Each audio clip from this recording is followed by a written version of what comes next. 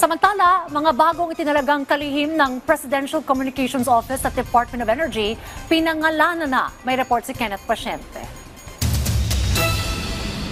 Itinalaga na ni Pangulong Ferdinand R. Marcos Jr. si Dave Gomez bilang bagong kalihim ng Presidential Communications Office o PCO. Siya ang hahalili kay Jay Ruiz na maitatalaga naman bilang miyembro ng Board of Directors ng Manila Economic and Cultural Office o MECO. Sinabi ni Communications Undersecretary at Palace Press Officer Attorney Claire Castro na titiyakin ni Gomez ang maayos na information dissemination lalo na sa mga programa ng pamahalaan.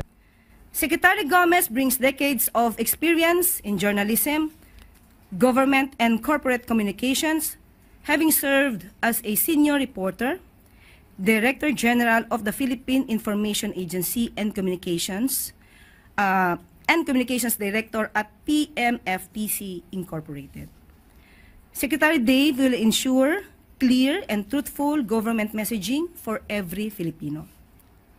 Nagpasalamat naman si Ruiz sa ibinigay na tiwala sa kanya ng Pangulo kasabay ng bagong mandatong naiyatang sa kanya. Sinabi niya na isang learning experience ang pagkakatalaga niya sa PCO ng halos 5 buwan, lalo't naging daan ito para makapagsilbi sa bayan. Nagpahatid din siya ng pagbati kay Gomez at nagpasalamat sa mga nakatrabaho sa PCO. Itinalaga rin ng Pangulo si Sharon Garin bilang bagong kalihim ng DOE. Secretary Garin is a lawyer and CPA with extensive public service experience, having served as a multi-term Iloilo representative and DOE Undersecretary with a strong background in energy policy and legislation to advance accessible, reliable, and sustainable energy for our people.